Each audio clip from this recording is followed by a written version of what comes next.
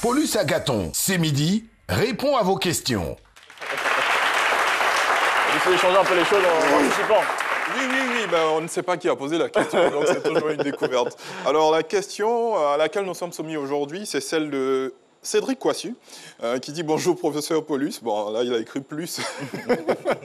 On comprend bien. Il dit « J'ai entendu dire qu'il n'y a qu'un seul rhinocéros dans toute la Côte d'Ivoire. Est-ce vrai ?» Ben, on va échanger un peu sur le sujet et on en saura plus d'ici à la fin de ma chronique. Alors, tout d'abord, il faut savoir mieux que la semaine prochaine. Vous n'êtes pas bien, hein, Jean-Michel. Alors, il faut dire que même si nous n'avons jamais croisé de rhinocéros à titre personnel, pour certains d'entre nous, oui, pour certains d'entre nous, voilà. Il faut savoir que, enfin, on sait tous que le rhinocéros est un animal très massif, voilà, qui peut mesurer jusqu'à 5 mètres de long et environ 2 mètres de haut, avec un poids qui avoisine les 2 tonnes. Et il se dirait que c'est le plus gros mammifère terrestre actuellement après l'éléphant. Pour ce qui est du cas de la Côte d'Ivoire, si en 2002 on estimait à 7 le nombre de rhinocéros voilà, qui étaient présents sur le territoire ivoirien, des informations qu'on a pu tirer des années 2016-2017 jusqu'à aujourd'hui, il n'en reste qu'un seul. Et pourquoi ont-ils disparu?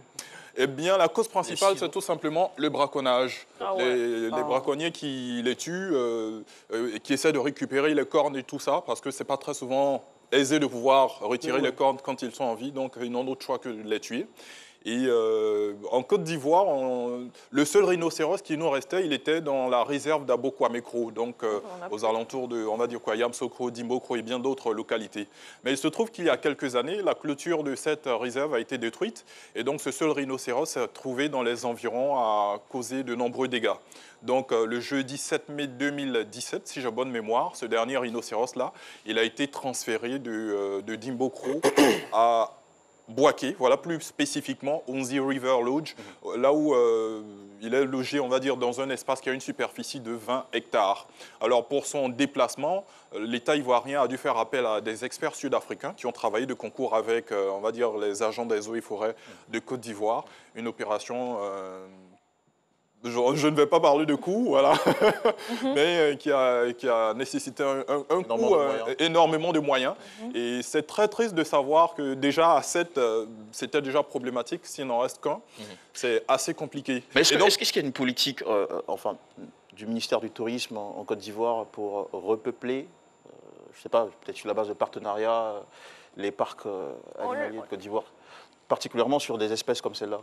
Bah déjà, il faut dire que j'étais dans la réserve d'Abokwamekro il y a quelques mois et des échanges que j'ai eus avec quelques agents des eaux et forêts qui couvrent la zone. Il n'y a pas eu mention spécifiquement des rhinocéros, mais il y a des projets en cours avec, par exemple, l'Afrique du Sud et d'autres pays, ainsi que des institutions en charge de la protection des animaux pour renouveler, sinon renforcer le parc animalier voilà, de la Côte d'Ivoire. Donc on va dire que ce n'est qu'une question de temps, mais on gagnerait chacun à faire preuve d'une certaine maturité en préservant en tout cas ces espèces que nous avons là. Voilà, parce que très souvent, il se trouve même que ce sont des habitants des zones environnantes qui entrent à l'intérieur pour aller commettre ces phrases. Voilà, c'est fort. Ouais. Merci beaucoup pour de nous avoir éclairé.